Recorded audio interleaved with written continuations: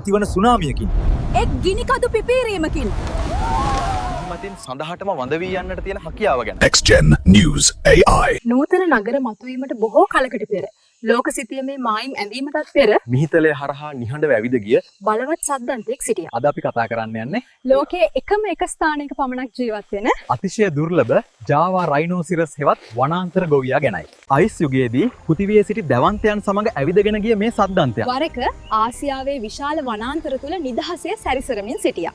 නමුත් මිනිස් ක්‍රියාකාරකම් නිසා වසරින් වසර රටෙන් රටට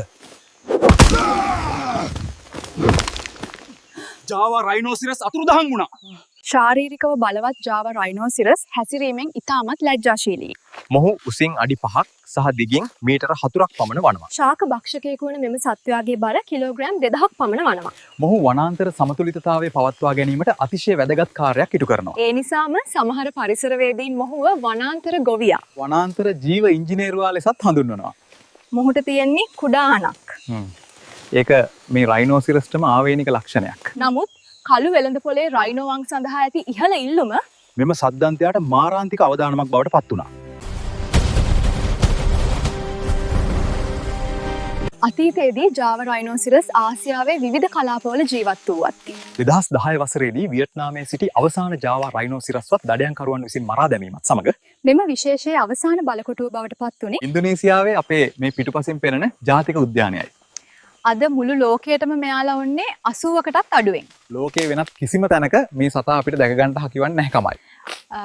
මෙතන තියෙන තවත් භයානක කාරණයක් තමයි මේ ජාතික උද්‍යානයේ අසලම සක්‍රීය ගිනිකඳු කලාපයක් සහ සුනාමි අවදානන් ඇති වෙරළ තීරයක් පැවතිමයිව. එක් නොසිතූ නිමේෂයක ඇතිවන සුනාමියකින් එක් ගිනිකඳු පිපීරීමකින්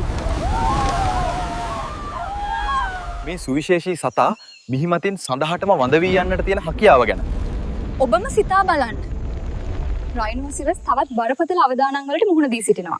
මන්දගාමී ප්‍රජනන අනුපාතය මෙම ගැටලුව තවත් සංකීර්ණ කරලා තියෙනවා. ගැහැණු සතුන් මාස 16ක ගැබ් කාලයකින් පසු එක් පැටවකු බිහි කරන අතර උපත් අතර කාල පරතරය අවුරුදු 5ක් පමණ වෙනවා. වාසස්ථාන කළමනාකරණයේ සිට අති නවීන ප්‍රජනන විද්‍යාව දක්වා ඉලක්කගත ක්‍රියාමාර්ග තුලින් මෙම අද්විතීය පරිණාමීය පරම්පරාව මිහිමතින් අතුරුදහන් වීමට ඉඩ නොදී රැක ගැනීම නූතන මානවයාගේ වගකීමක් බවයි අපේ අදහස.